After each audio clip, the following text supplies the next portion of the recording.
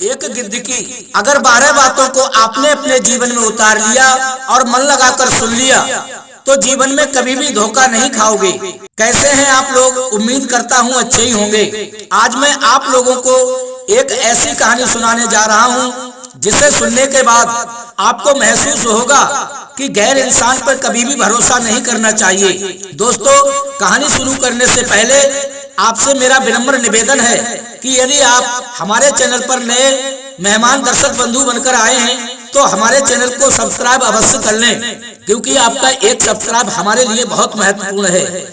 तो बने रहें बिना स्किप किए वीडियो के अंत तक, क्योंकि जब तक आप कहानी को पूरा नहीं सुनेंगे तब तक कुछ भी समझ में आने वाला नहीं है। इसलिए वीडियो को अंत तक अवश्य देखें। तो आइए बंधुओं, आपका कीमती समय ना बर्बाद करते हुए देखते हैं आज के प्रसंग की ओर। तो मित्रों, एक पर्वत पर एक बरगद का पेड़ था। उसकी जड़ें बहुत दूर दूर तक फैली हुई थी और उसी पेड़ में एक बहुत बड़ी खो बनी हुई थी, अर्थात उस पेड़ की जड़ में बहुत गहरा गड्ढा था। तो मित्रों, उस खो में एक गिद्ध रहा करता था। अब तो दोस्तों वो समय आ गया है कि हमारी तुम्हारी आंखें गिद्धों को देखने के लिए तरस गई हैं, क्योंकि हमारे देश भारत से गिद्ध लुप्त हो चुके हैं। तो मित्रों, उस पेड़ की खो में एक गिद्ध रहा करता था और वह गिद्ध जो था वो बिल्कुल बूढ़ा व अंधा था, लेकिन उसके सिवा उस पेड़ पर और भी कुछ पक्षी रहा करते थे जिनके घोंसला व बच्चे भी उसी पेड़ पर थे।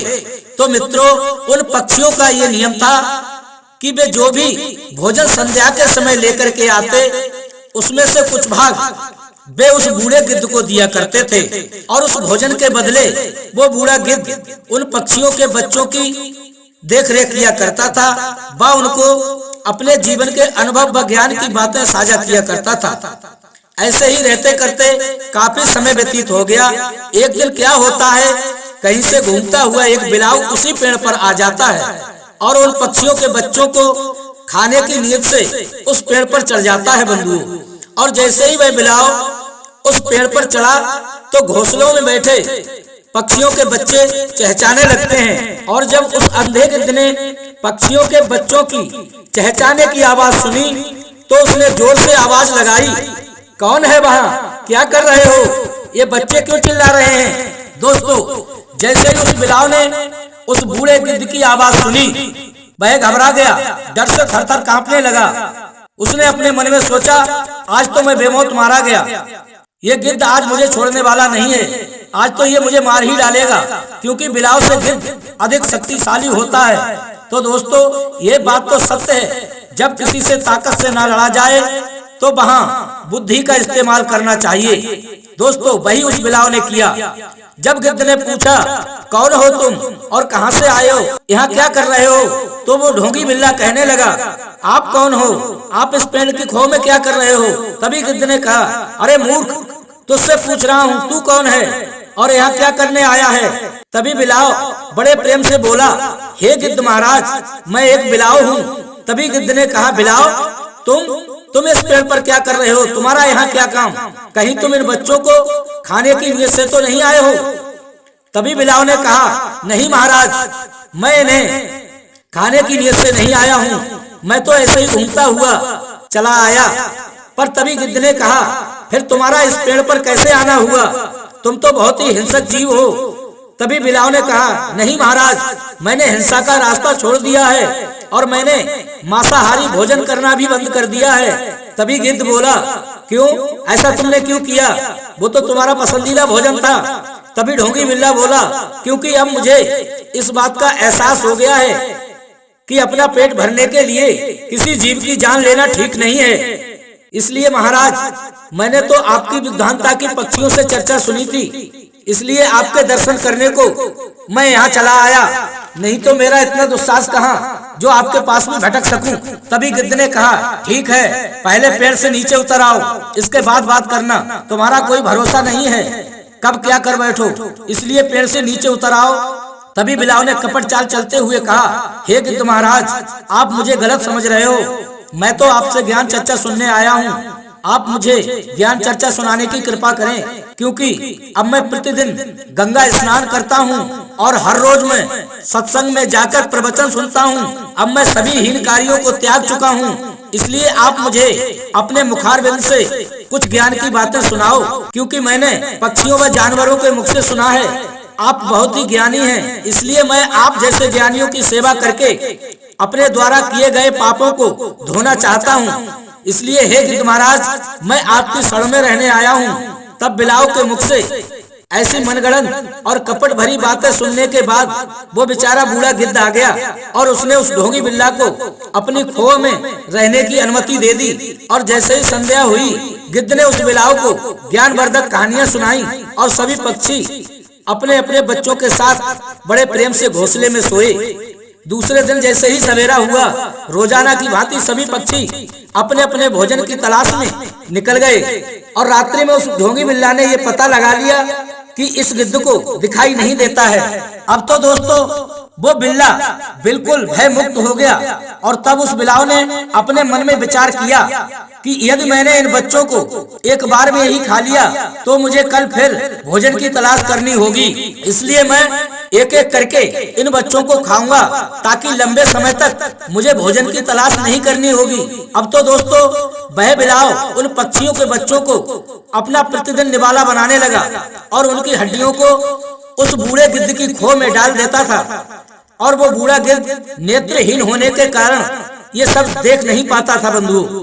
इस प्रकार उस पाखंडी बिलाव ने पक्षियों के धीरे धीरे करके सभी बच्चों को खा लिया। एक दिन सभी पक्षी अपने बच्चों के दुख से दुखी होकर अपने अपने बच्चों को खोजते हुए उसी गिद्ध की खोह में पहुंच गए बंधुओं। वहां उन्हें वो पाखंडी बिलाव तो नहीं दिखाई दिया, क्योंकि वह तो उनके पहुंचने से पहले ही भाग गया था।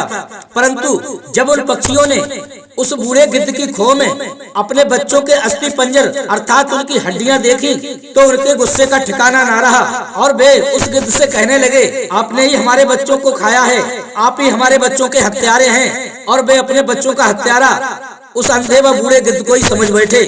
इसलिए उन सभी पक्षियों ने सम्मिलित होकर उस बुजुर्ग गिद्ध को ही दोषी समझते हुए उस पर अपनी चोंच व पंजों से हमला कर दिया और उन्होंने उस पराशरी अंधे गिद्ध को आक्रमण करके मार डाला। प्रिय बंधुओं, एक मतलब परस्त व अपने हित की सोचने वाले बिलाव को अपने साथ रखने की वजह से उस धर्मपरायण गिद्ध को अपने प्राण त्यागने पड़े। इसलिए बंधुओं, एक कपटी व मतलब परस्त इंसान का साथ हमेशा दुखदायी ही होता है। वो बेचारा वृद्ध व अंधा होने के बावजूद सभी पक्षियों के बच्चों की रक्षा व सभी पक्षियों को अच्छी सलाह व सद्मार्ग पर चलने की सीख दिया करता था। लेकिन उस मतलब परस्त व कपटी बिल्ला को साथ रखने से उसके साथी पक्षियों के परिवार में जन्मे नवजात शिशु भी मारे गए और वो बेचारा अंधा व वृद्ध गिद्ध भी मारा गया। इसलिए कुछ विद्वान कहते हैं जो अल्प बुद्धि व बिना परखे मित्र बना लेते हैं तो उनके साथ हमेशा अहित ही होता है और मित्रता से मिलने वाला वैभव समाप्त हो जाता है। इसलिए बिना जांचे परखे किसी पर हमें विश्वास नहीं करना चाहिए, चाहे अपने घर के सदस्य ही क्यों ना हो। जैसे अपनी पत्नी, पुत्र, अच्छी सीख देने वाला मित्र और अपने साथ रह रहे व्यक्ति का भी कभी भी विश्वास नहीं करना चाहिए, क्योंकि कितना भी आपके साथ रहने वाला इंसान है लेकिन उसके मन में क्या चल रहा है आप उसके मन की जान नहीं सकते हैं।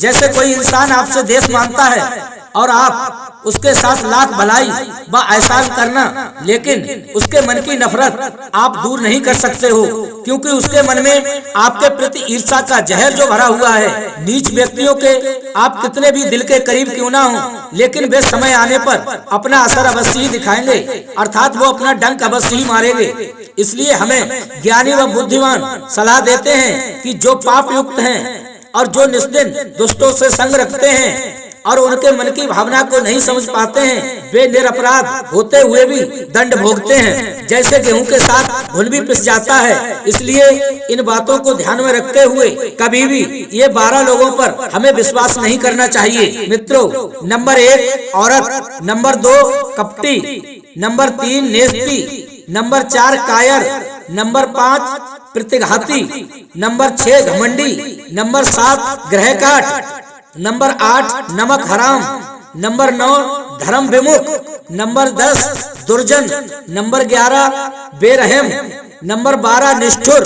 दोस्तों, जो इन 12 व्यक्तियों पर आंखें बंद करके विश्वास करता है वह अवश्य किसी न किसी विशाल संकट में अवश्य ही घिर जाता है। मित्रों, यदि हमारी ये वीडियो आपको पसंद आई हो तो लाइक शेयर अवश्य करें और कमेंट में राधे राधे जय श्री कृष्णा लिखना ना भूलें। और हमारे मनोबल को बढ़ाने के लिए आप हमारे चैनल को सब्सक्राइब अवश्य कर लें, क्योंकि आपका एक सब्सक्राइब हमारे लिए बहुत ही महत्वपूर्ण है। इसी के साथ बंधुओं, राधे राधे जय श्री कृष्णा। मित्रों, हम आपको ऐसी ही नई नई वीडियो लेकर के आते रहेंगे और आप हमारे मनोबल को बढ़ाते रहें।